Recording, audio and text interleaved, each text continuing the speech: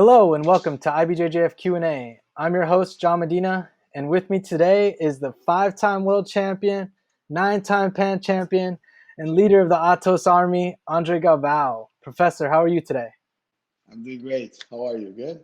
I'm doing good. It's Awesome. pretty hot over here, but I think we'll do. Oh, it's hot here too, man. Yeah, SoCal. Crazy. It's got that heat Yeah. wave.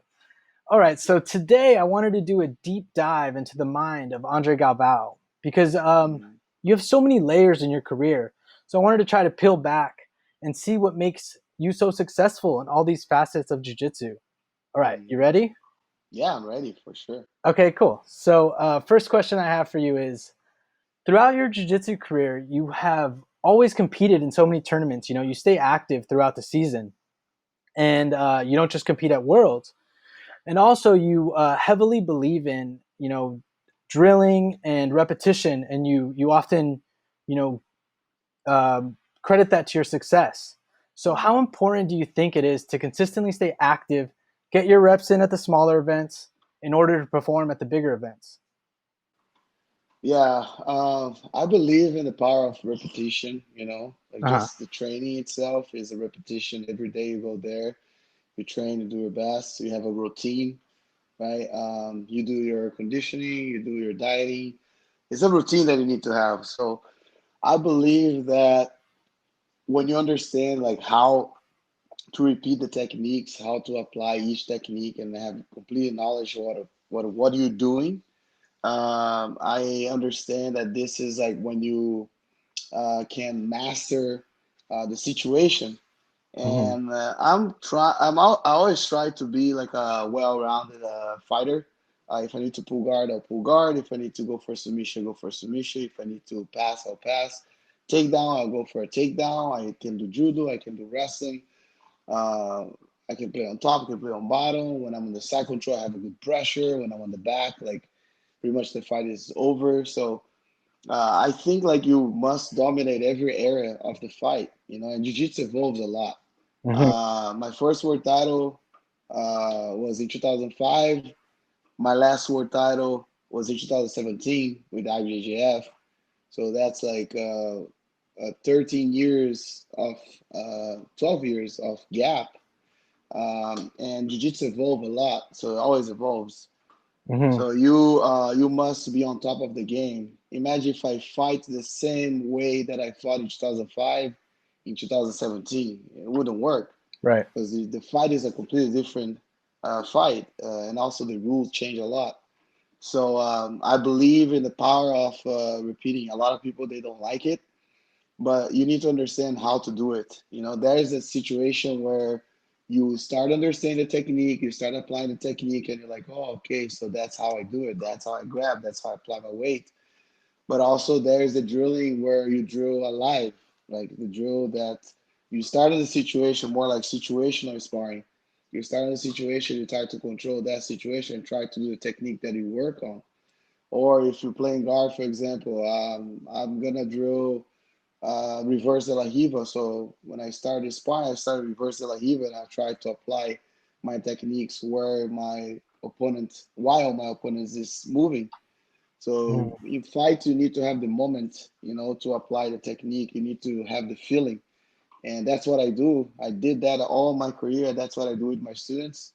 I always try to pass this to my students as well, making sure that they can be well-rounded fighters as well, so they understand what they're doing, and if they got in a situation, they know what's happening. They don't get surprised, because there's a lot of people they don't like to learn. They kind of like close mind. They prefer to be with the game that they already have. They believe that, oh, we don't need to learn, we don't need to do drills, we don't need to just show me one time and I'll do it. So that's Hmm. not how it works. I don't think that will work. So you are always constantly evolving. So when you're doing drilling or when you're repeating techniques, when you're doing situational sparring, that's what you make with your body, transform your body to apply the technique, but also your mindset, so you're ready in that situation.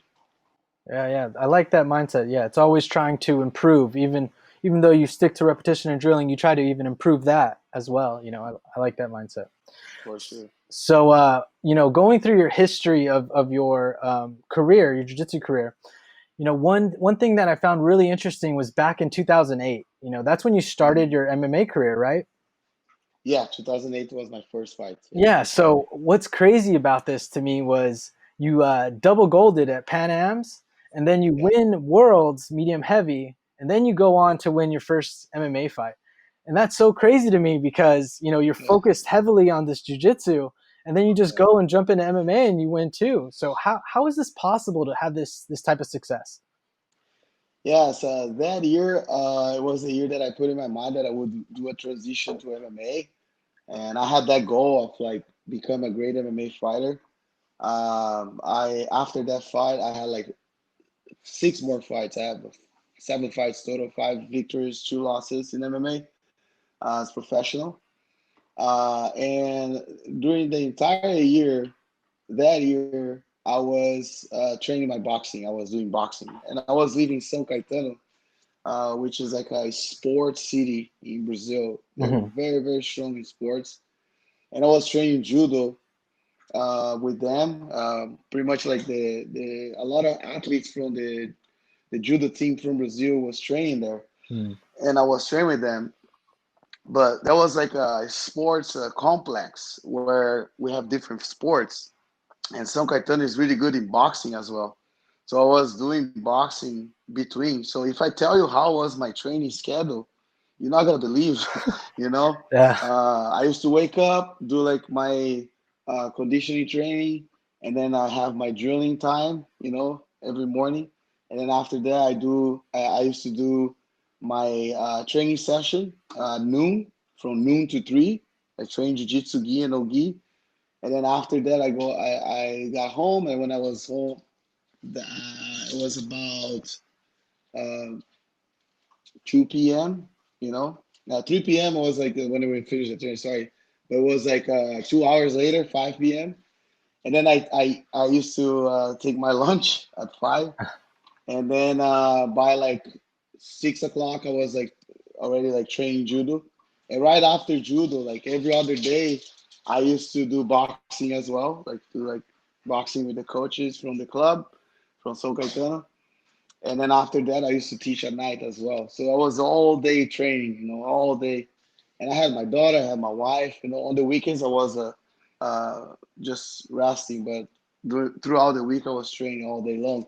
So I knew that I would do MMA, so I was preparing like to compete in MMA, to fight MMA, and I was pretty much doing boxing together with jiu-jitsu. So I won double gold at Pans that year. It was a great year in my career as well.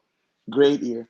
And in the absolute, I ended up like winning double gold in Pans, but afterwards, I won all my fights via submission. And in the absolute, I was submitting everyone too, and then I stopped in the semifinals against Roger Gracie. And then after that, I got third place. It was a great result. And then I was like, okay, now I'm done with jiu-jitsu and retire for the first time. It was kind of like a retirement, let's say. I was like, no, let me try to do MMA. And then I start doing full-time MMA. But my first fight in MMA was in September, end of September. Worlds was in beginning of June, Hmm. right? So I had like that gap of 2 months, 2 months and a half, almost 3 months to do full-time MMA. Hmm. And during that time, I went to train with Paulo Filho. Paulo Hmm. Filho back in the day was like pound for pound best fighter in MMA. And I did the whole camp for my first fight with him. And then I came to San Diego too before my fight. My fight was in Santa Monica. And I trained with Dominic Cruz. Dominic Cruz was like, he was like nobody, like nobody knew him. So he was Yeah. really good, but he helped me a lot. So I know Dominic Cruz even before he became the UFC champion, famous guy, and all that. So he helped me a lot in my boxing and my transitions to takedowns, and work on my jiu-jitsu. And fortunately, I won the fight via submission against a very experienced opponent. My opponent, he had, I think he was like maybe 12 victories and 3 losses. He had already like 15 fights. It was my very first fight, Yeah, that's and he crazy. fought at Strike Force and all that. In all my MMA career, I never fought like someone like, let's say, easy. Let's Hmm. give this guy to Andre Galvao so he can fight and have the feeling. They always threw me to fight against the Lions. I fought like big names. I fought like great guys. They all had like at least 10 fights, minimum. Hmm. It was pretty tough. It was different training. And then after the fight, I said, okay, I won, so let me do that right now. So and then I start training MMA full time. And then in 2009, I moved to Rio and I trained at Team Nogueira for uh, 2 years until 2010. And then after that, I moved to the United States where I opened my gym. And then I had my last fight against Tyler Woodley, Strike Force. And then after that, I say, you know what? Like, let me keep it in my gym. I'll focus on my students. I'll focus on jiu-jitsu because I believe jiu-jitsu is the future. And thankfully, I did it. So now after it's doing really well, the gym is doing super great. I'm super happy with everything, all the choices that I make. So, but it's not easy to make that transition. Yeah. So I was training a lot, like a lot. I was training super hard. I won all fights via submission afterwards, even though I was doing like part-time boxing. Yeah. It's not easy to train for MMA, but if you want to make a transition to MMA, you must keep working in our jiu-jitsu. And I think that's one thing that I kind of like regret a little bit because I was focused too much in work on my stand-up game, Hmm. and I end up kind of like losing a little bit of my jiu-jitsu skills, let's say. I always say that it's kind of like I had a knife, but it wasn't like that sharp. So Mm. I didn't have the cutting edge, anymore because I was too focused in like doing striking and all that. I'm world champion jiu-jitsu, so all these guys are not world champions in jiu-jitsu. But before they fight against me, they're all preparing like to do the anti jiu-jitsu, Yeah. Yeah. So that's one thing. So you need to keep training jiu-jitsu. And I think one guy that did that really, really well was Mma. He Hmm. never left his school. He always kept his school. He always kept with the jiu-jitsu Hmm. mindset. That's why he had a really bright career in MMA with jiu-jitsu. You know. Yeah. Yeah. I totally agree with that. So going back to your jiu-jitsu career, another aspect I think that you definitely heavily influenced a lot was incorporating like Olympic style weightlifting to your training. Yeah. I remember seeing pictures of you, I think on your Instagram, as a teenager with Tere, and you guys were doing some sort of Olympic style stuff.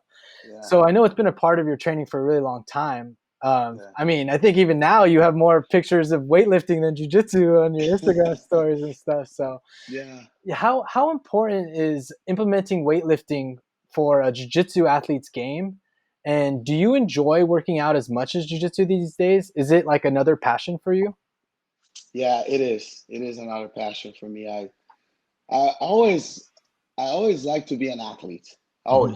Always, not only a fighter, but an athlete. I always enjoy to lift weights, do diet. I always enjoy to get at my peak. I always have a great feeling of after finishing a camp, doing everything correctly. You have that feeling like, man, I'm ready. So you run and then you feel like you have stamina. You fight and you keep going. People start getting tired, but you're still fresh. So Hmm. I always love that. And thankfully, I have a lot of dedication and a lot of discipline to do all that. And when you talk about like you see more pictures of me like lifting weights than anything, it's because when I'm lifting, it's like my free time. It's a time that I have for myself during the day and with my wife as well sometimes. And I'm there. I'm just like, hey, can you record this? And usually when I'm teaching class, I'm focused too much in people, Hmm. and then I end up not like getting my phone and say, hey guys, record this for me. So because I'm focused on them, but when I'm lifting, it's just me and my wife, or me and my daughter, or just myself. I just record, take a picture. It's kind of like easier for me. But I Yeah. should like show more of like my jujitsu lifestyle as well, because I still train, I still roll with my students and all of that. And we post that more on Atos Online. We have a online website where we have all the sparring, all the training sessions, all the techniques right there. But on Instagram, on social media, I like to show that because I believe jiu-jitsu is a very young art. It's a very young sport, let's say, not a young art, but a very young sport. Hmm. As a sport, is very young. Like the first words was in 1996, IBJJF Worlds, right? Hmm. And we have 24 years of like pro tournaments, and we know like the last decade was, I think the last 5 years, it shows that jiu-jitsu grew in a way that is going like it's going crazy. A lot of people are training jiu-jitsu. A lot of people know jiu-jitsu. Big time. Now a lot of people recognize you more. They see you like, hey, Andre Galvao, what's up? Yeah. I Yeah. see that. I feel that. Um, I think like because of that, a lot of people they don't know how to work out.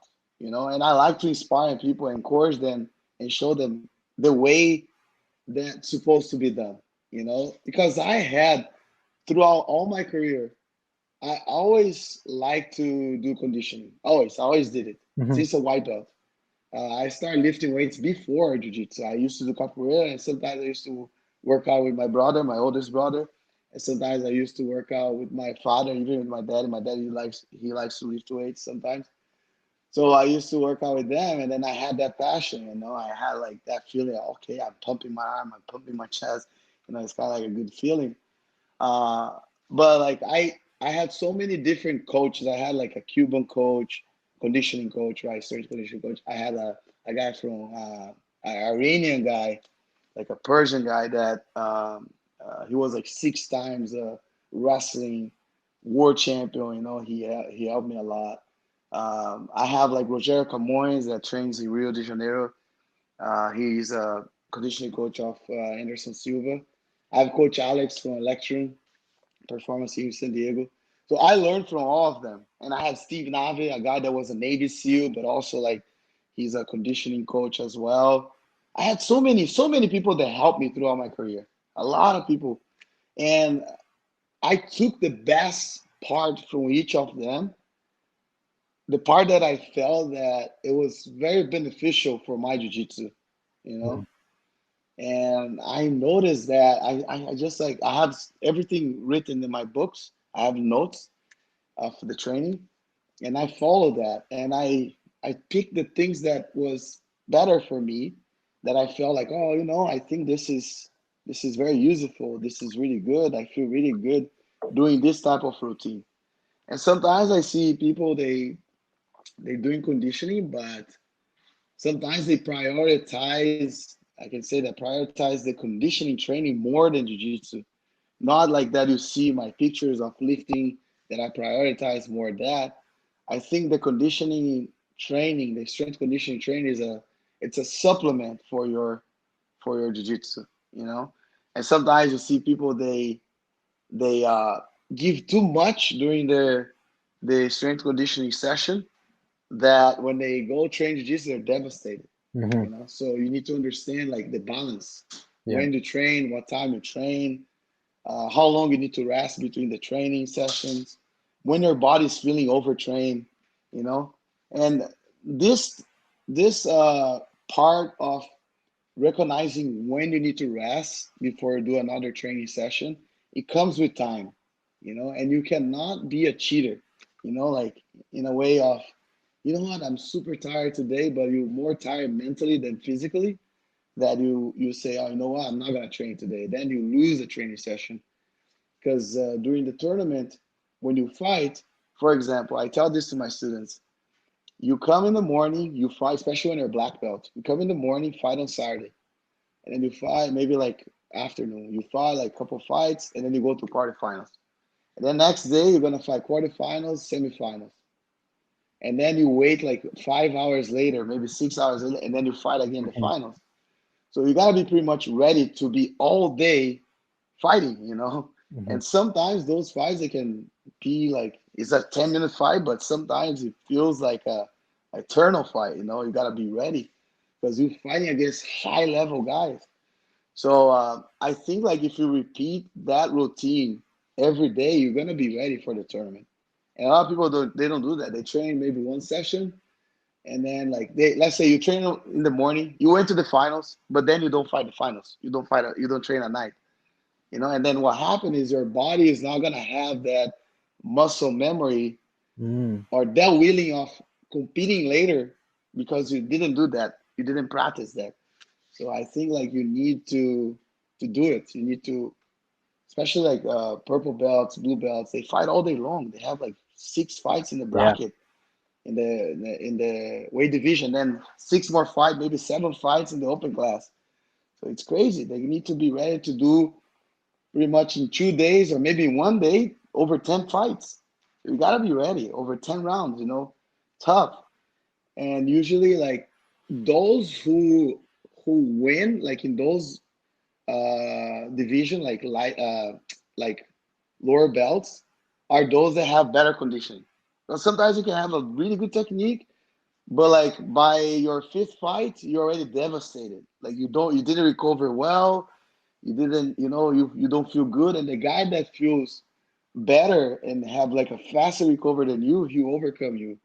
You know, because the fight has a time. You know, it's not only about technique. You know, you gotta be strong. You gotta be ready. You gotta be on time of the techniques. You gotta be with the mind sharp.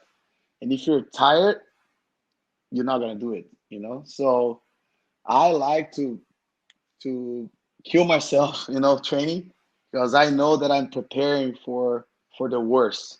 You know, in the tournament. So that's why you see me like always posting about weightlifting because I want to show people, hey, you're capable to do that. If you're trained jiu-jitsu, you're capable to do that. Yeah. And the guy that helped me a lot with my strength was Rogério Camões. He's a strength conditioner from Anderson Silva and many great fighters, many other great fighters, and I learned a lot from him. And he say one thing. He say, against power, there's no resistance. So that means that if you have strength, like let's say me and you, we have the same technique, Hmm. right? We are here. We are at the peak of the technique. But whoever is stronger will get it, Yeah. you know? Yeah. It's true. And if even in judo, like when you train with judo Olympic fighters, they're super strong. They're really, really strong. And if you watch every interview of an Olympic judo fighter that won Olympics, they always sometimes say, "Oh, they won a world title." They always say, I'm gonna focus on my strength. You know, I'm gonna focus on my conditioning. You know, because the technique they have already. Yeah. Uh, I think it's important to have the conditioning as a supplement. And my wife, she loves to lift as well, so we kind of like motivate each other, and that's why you see us like always like lifting, lifting. We have a garage here full of weights. We have a gym in our garage. Right now, my wife is just started working out, you know. Nice. So we love it. We love it. It's good. Very cool. Yeah, I really like that whole, philosophy of the endurance type of for the tournament. You train in morning, afternoon, evening, because you're right on that those final Sundays at Worlds, especially you're competing all day, or your mind's at least in that mindset. So you got to train for that endurance type thing. I really like that. Really like that idea.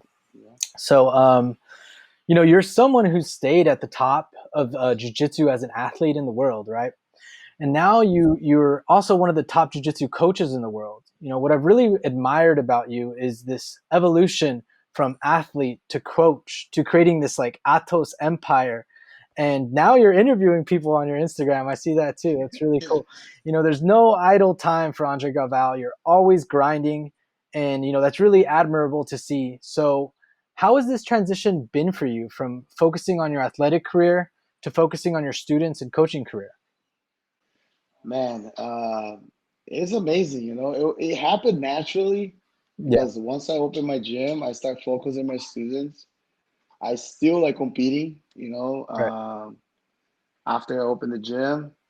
but I always was focused on them. And even though like when we won the very first world title as a team in 2017, Hmm. I remember that I was all day long coaching everyone, all day long coaching everyone. And Yeah, you're then, always there. You're yeah, you I lose was your all day voice. long there. Yeah, and then I'm like, you know what? I'm not gonna fight open class, because it's gonna be hard. I'll rest and then I'll give 100%. I remember like on Saturday, they had a kind of like a break, and then I went in the morning right after I coach a couple guys in the morning. I went to a massage place. I did a full body massage on Saturday, and then I come back later that day to fight about 5, 6 p.m. My first couple fights.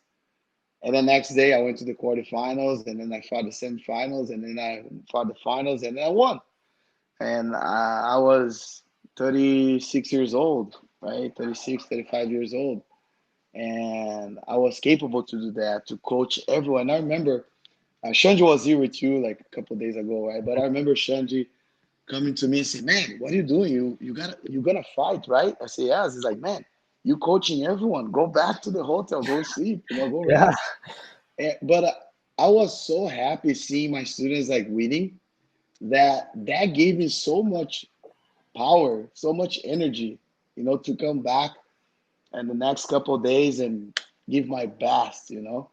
I think like the secret of everything and the key of that is when you invest in someone's life and dream and you see them achieving, and you not only see that person happy but everyone that it's surround that life happy as well, like the family, friends, that gives a lot of energy to you. And it's a completely different feeling of you winning by yourself just for you.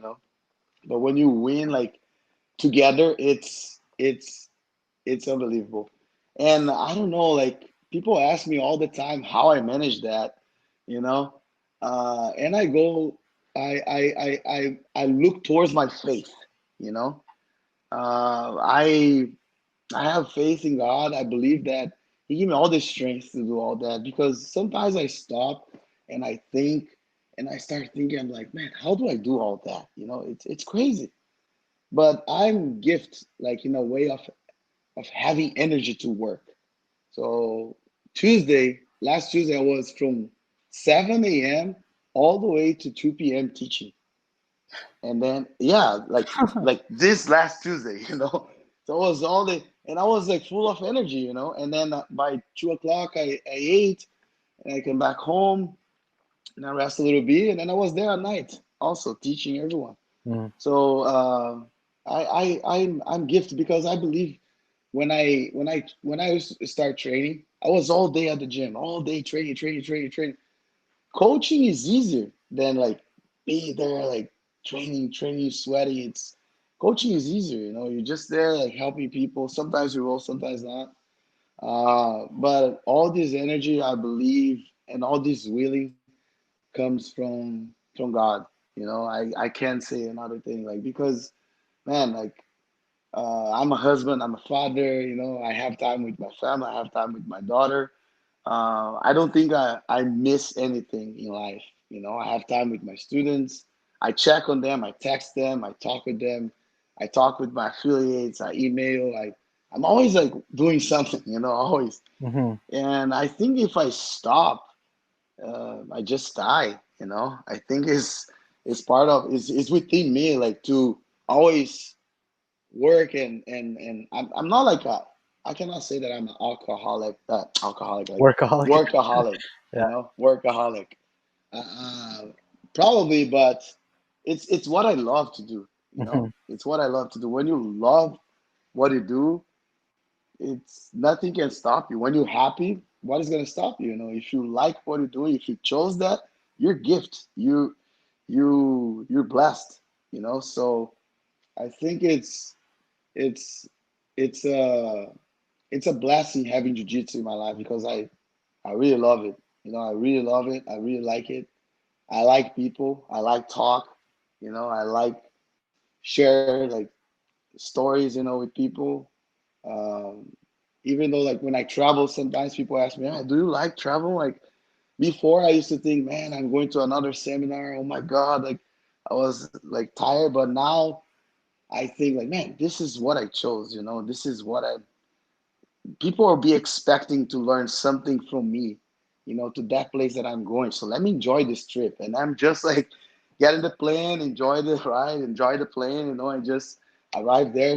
And I know there'll be people that will treat me well, and I'll treat them well as well, and I'll do my best. So I think that the key is also because you love what you do, you end up doing your best in everything you do. So yeah, and with the interviews, the Instagram things, it's just always ideas that I have. Like, oh, let me show like the way that I talk with my students. Let me show my students. Let me show to the world like our work here. What do we do here? And I think people enjoy that and people like it. I had a lot of good messages about that. People like, man, keep doing this, keep Yeah. doing this. So I mean, I I watch them. like I it. enjoy them. I enjoy them a lot. You like it? Yeah, it's Yeah, yeah, cool, they're right? cool. It's really cool It's learning like about very short, but there's a lot of cool questions, information. you Yeah, a lot know, of and cool yeah, information. cool information. Yeah, yeah. So, it shows how much you really care about your students by interviewing them and all the stuff that you say that you're doing for them, and even seeing you at tournaments, how you're losing your voice every Yeah, day of every event. yeah, yeah. You You know, know. right? Yeah, yeah. So, you Sometimes on know, the third day, I'm like, hey, what's up, yeah, man? yeah. Yeah, But that yeah. also speaks volumes to the type of person that you are. It shows how caring and giving you are. So Thank it's you. awesome to see that you have built this team and this foundation, and Thank you. it's really inspiring. So Thank you. now on to one of your fights. I want to show you one of your fights. This is going to be from the open class final. It's going to be from 2008 Pans, the open class final that you win. Can you see that on your screen there? Yes, yes. Awesome. So this is when you go against Roberto Tosi. Oh, yeah. And one thing that's really cool about this fight, or about the 2008 Pan, is that you were just submitting everyone pretty much. You had this really Yeah, cool, like low collar cross choke I have never seen before, and still haven't seen anybody do it. yeah. We'll be posting those on the YouTube later on this week, but there's one especially Uh-huh. against Luis Teodoro, Big Mac, where Yeah, you catch him and then you turn him over. And in yeah. this fight, you kind of do it too. So I'm gonna fast forward it to there, and then you could kind of tell me what you're going for here. Uh-huh. So about a minute in, you pull guard, Uh-huh. and you'll see yourself go for the collar, but you go Uh-huh. real loose. So what Yeah, exactly is this choke? I mean, I can't even explain it. yeah, yeah. I can. Um, you know, that's the way you see, like Yeah, he's feeling the choke. You can tell, like he's pretending the choke is not working, but the choke is working. yeah, So he's feeling the choke right there. You can see like he started getting a little bit like red, and he's just like, oh, I'm not gonna defend, so he's not gonna score advantage on me, right?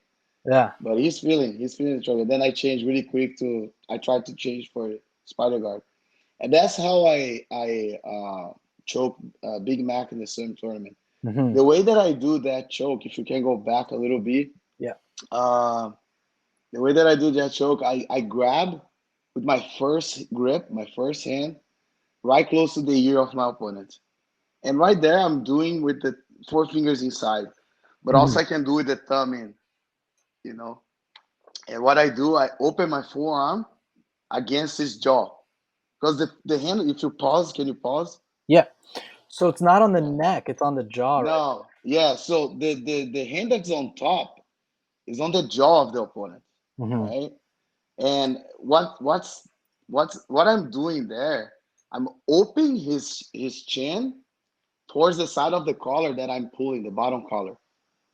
And when I grab the bottom collar, I pull down towards his rib, pull down. And the collar will be right on his neck right here in that area. What is the name of this? The The jugular, I guess, or the. Yeah, the jugular here. Yeah, exactly. Right. And this area, there's a lot of blood flow right here. Hmm. Right. So and then like you cut that blood flow just with the collar, and more you torque the face of your opponent and pull the collar down, more he's gonna feel. It's And tighter. he was feeling that. For sure he was feeling. But he was really smart on not defending, so he couldn't give the advantage. But it was the finals too. Maybe my grips wasn't like that strong. Hmm. But if I was like with more a little bit of stamina, probably I could keep doing that, and he would end up like either choking or feeling like dizzy. Like that's what I did with Big Mac. Hmm. I applied a choke on him, and I can tell he kind of like underestimated because there wasn't like too deep. Yeah. And the way that we all learn is like really deep. Like they say, oh, you need to try to unite your thumbs like together behind the neck, lock, and then pull, and then do this, right? But the way that I do, I like to grab shallow, and then you surprise your opponent. Yeah, they don't expect it at all, and No, he wasn't sure, and then you can see he's just kind of pushing away a little bit and just holding, hoping that you yeah, gas out a little bit. yeah, yeah, yeah. It was nice. So I'm gonna fast Right. forward to about three Sure. minutes. You get this awesome spider guard Man, sweep. this is an amazing fight. I have, Yeah, it I was so was, cool. I was flying, man. I was flying this tournament. So right, This year was amazing. right And here. like I was with a bad knee in Oh, that really? tournament. I almost didn't compete that tournament. Wow. I don't know if you can see, but I'm wearing a knee brace. I swapped with a spider guard. That was a good sweep. Yeah. So let's And go back. Roberto Toz, yeah, Roberto Toz is a very tough opponent. He has a very crazy close guard pass. Mm. That's why I applied the choke right away. And you see, when I let go the choke, I applied the spider guard. Yeah, you And got the out of spider guard is pretty basic.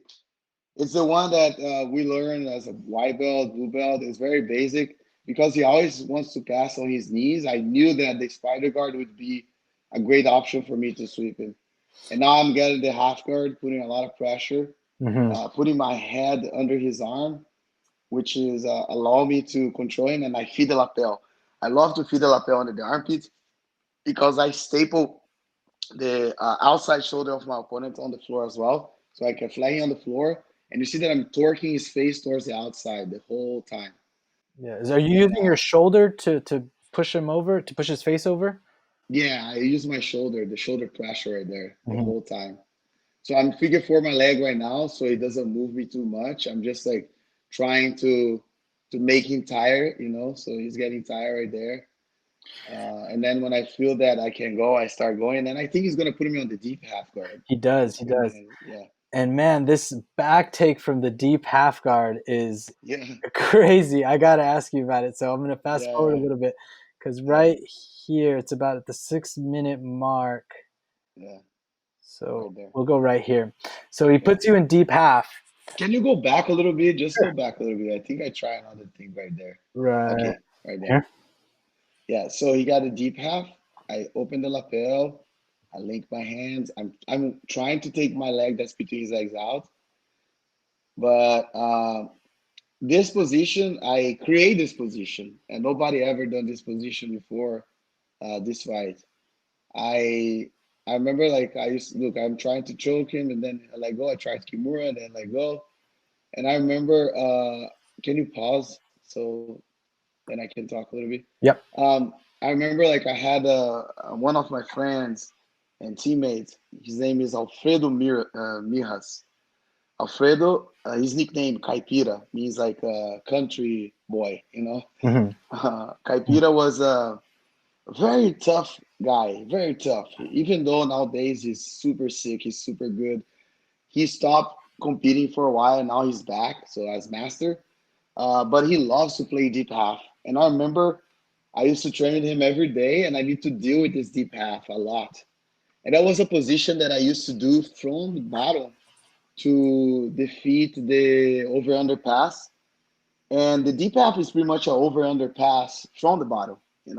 It's just an Yeah. inverted version of over under pass. And most of people who likes to play deep half, they love to do over under pass. So I started applying the technique on my friend.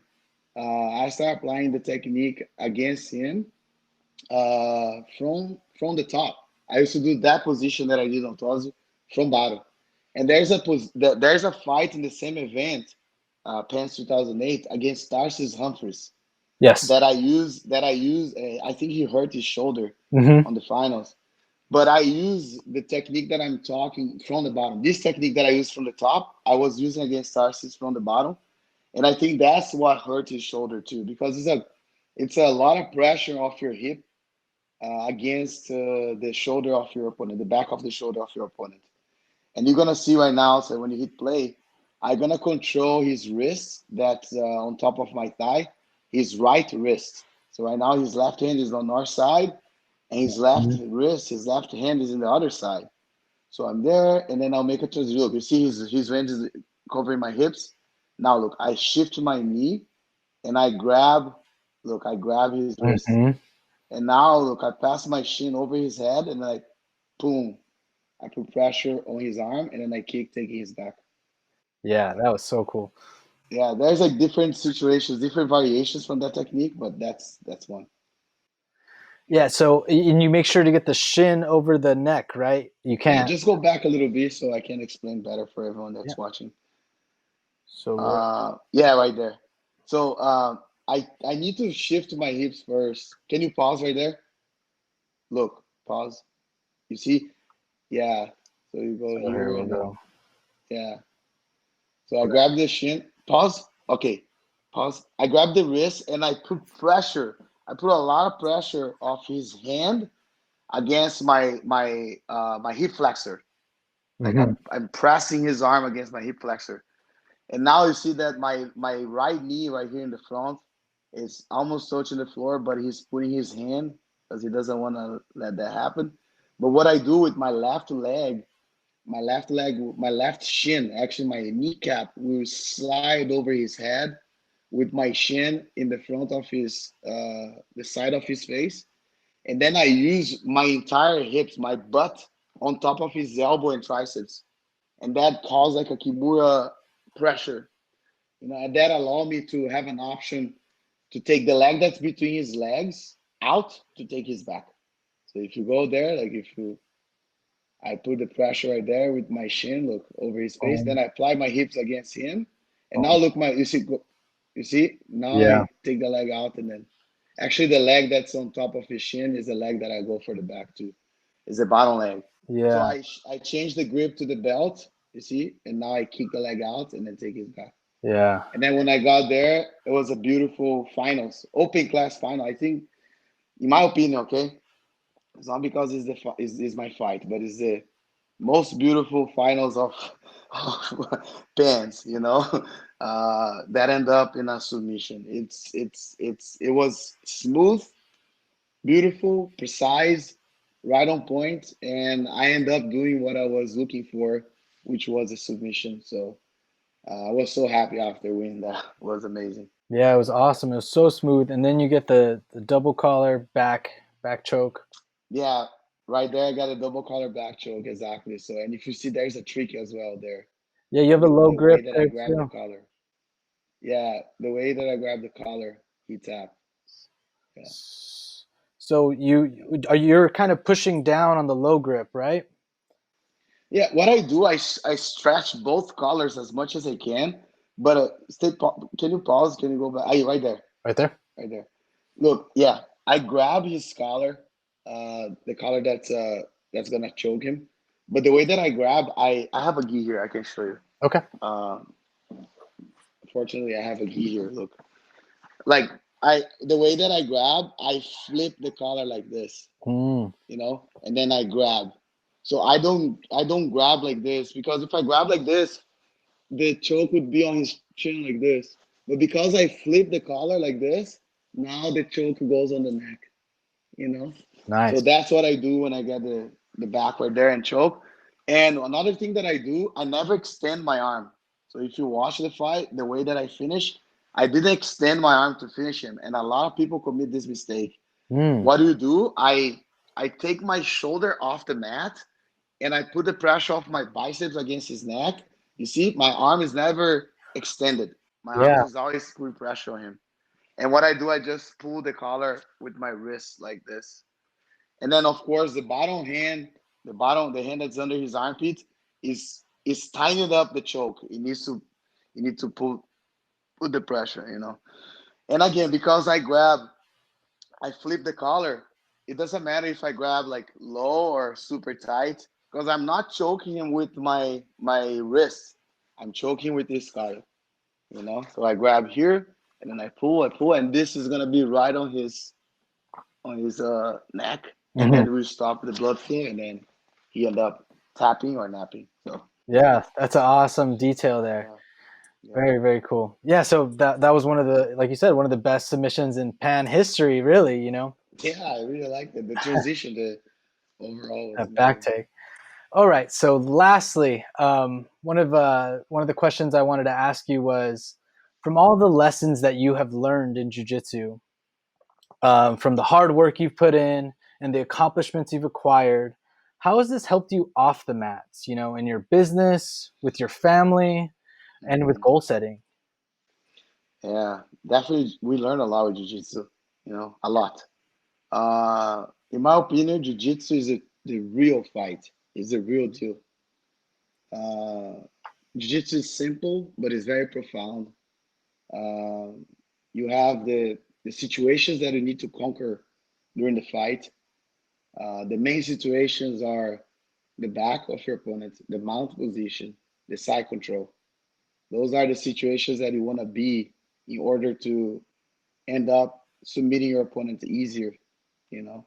And once you conquer those situations, you move slow but very precise and try to apply the submission.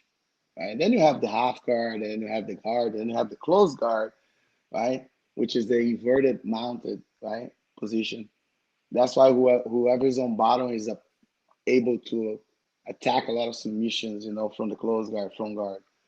Um, but I use jiu-jitsu in a lot of things, and I think jiu-jitsu is it's even better than in a way of this concept of life is better than wrestling because jiu-jitsu from all the grappling styles, from all the grappling fights, is the only fight that you cannot turn your back. It's the only fight that you don't want to give your back. The last thing you want to do is to turn your back to your opponent, Hmm. right? And this is one of the life lessons that I learned with jiu-jitsu. Like when you have to deal with a problem, don't turn your back, you know, fix the problem, face the problem, and try to submit it, you know? So you gotta submit your task throughout the day. So you gotta submit a fight, you know? So you gotta be precise in what you do. In jiu-jitsu is the same way. There's a time that you need to relax in order to conquer a technique. In jiu-jitsu is the same way. In life is the same way. So there's a time that you need to like have patience, relax, wait for the right opportunity, right moment, and then you go in. Jiu-jitsu teach me that, especially with this aspect of turning the back. If you see wrestling, watching wrestling, when you're in trouble on the floor, what do you do? The first thing you do, you turn your back, put your belly on the floor, open your arms, and wait for the referee to stop the fight. But if you do that in jiu-jitsu, you're gonna get choked. In judo, it's the same thing. They take you down, and then like right away you turn your belly down, and then they be on top of you and they try to put your back on the floor, but you like no, take my back, take my back, Hmm. you know. But you have the ref that will stop the fight and tell you to stand up again. But in life, you don't have that, you know. Jiu-jitsu is pretty much is one piece that keep going, keep going, keep going. There's no mate or whistle in jiu-jitsu. Once you say go, is one fight, is one thing. It's takedown, passing. You keep going, you go with the flow. Where other fights, even boxing, you always have the whistle, you always have the referee like say, hey, disconnect, fight again. Hey, disconnect, fight again. Hey, disconnect, stand up. But in life, you don't have that referee. In life, it's one thing, you know, you gotta keep going with your problems. You know, how you solve your problems. You gotta go. Because if you stop and wait to someone to solve your problem, you're never gonna solve your problem. You know, so you gotta find a way to escape, you know, and overcome the challenge. You know, for example, if somebody's on your back, like choking you, you gotta be patient. You gotta, you know, like I gotta be patient. I gotta breathe. Let me figure out a way that I'll escape from this, you know. And there'll be situations in life where you're gonna feel like, man, I'm about to tap, you know, I'm about to give up. But you gotta remember that there's always time for you to relax, escape, and keep moving forward. And you always can overcome. Doesn't matter if your opponent is beating you up or if life is beating you up by 10-0, 12-0, if you get an opportunity to submit and finish the problem, done. And I tell this to people, like, if you have problem with your father, your mother, if you have problem with someone in life that, let's say, you stop talking with that person, you end up like turning your back to that problem, you know. I'm back that you're gonna feel like a heavy breathing and in a way that you cannot breathe well and you cannot leave and move forward because you're getting choked.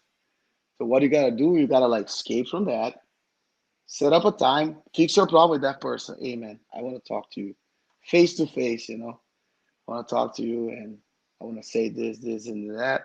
Solve the problem. Boom, you start breathing again, you know, and you're gonna feel great. And those are one of the things that I learned in jiu-jitsu to deal with problems, especially like with people. Um, but there's other things too in business aspect, you know. When you go to sit and set up a deal, there's a time that whoever is like trying to negotiate with you, they are on top of you, you know, and they are like telling you the things, and they're like seems like they have advantage, you know, Mm. in that situation. You're on bottom, just waiting for the moment, you know. And when you see like an opportunity, you gotta have that feeling of throwing the right word at the right moment to catch the right opportunity and close the deal the way that you want. Hmm. At the end of the day, if we have if we train jiu-jitsu, we all win, you know, at the end of the day. In life is the same way. If we all understand how to deal with life, we all win. You know, because we depend on each other. Just like in jiu-jitsu. Jiu-jitsu is the only, not the only, but probably like, I don't think like people can train jiu-jitsu alone. You know, you depend on someone in order to train jiu-jitsu. That's the beauty of jiu-jitsu. And not only that, jiu-jitsu also helps you to discover more about you, you know.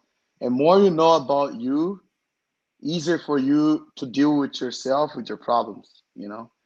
So you need to understand that uh, it's not only you in this world, you know. There are more people. You gotta respect everyone, you know. But you gotta understand that you depend on everyone. And sometimes, also in jiu-jitsu, we see that we have different classes on the mat. We have a guy that is a mechanic, and there's a lawyer, and there's an engineer, and there's a guy that's a scientist, and there's a very successful businessman, and there's a guy that's a low income guy, you know. So we have everyone together wearing the same thing, like wearing the gi and a belt, try to strangle each other, try to kill each other, try to have fun. But we end up like getting out and letting our bubble getting popped. Because sometimes like people they like to be inside that bubble and they're like, oh, don't touch me, oh, don't come close to me, oh, don't talk to me, you know. But when you go to Jiu-Jitsu Academy, you pop that bubble and then you start hugging people. Yeah. You start like breathing the same breath, you know, sweating together. I think this helps a lot. Jiu-Jitsu is, in my opinion, the best tool mankind can have in order to understand each other, to love each other, and to pop that bubble. You know, I think I have so much love for jiu-jitsu, and if it wasn't jiu-jitsu, I wouldn't have like what I have in life right now. You know, and I think like the knowledge that God gave us to create such a beautiful art, you know, is beneficial to everyone. You know, healthy wise, uh, also mental in the mental aspect, you know, in your soul, you know, and spiritual as well. So it's an unbelievable tool and unbelievable gracious art. You know, it's not the gentle art; it's a gracious art. You know, because jiu-jitsu is beyond many things. Yeah, yeah, I totally agree. Wow, what a metaphor, and what a way to finish this interview. I just want to thank you so much, Professor, for giving us this time and letting us tap into the mind of a champion. And before we go, is there anyone you want to give a shout out to, or let people know what you have going on? Man, I just would like to thank IBJJF for the opportunity. Thank IBJJF for everything that you guys done for the sport, until now. Um, and I'm super happy that pans are back. It's back. The pans is back. The tournaments are coming back.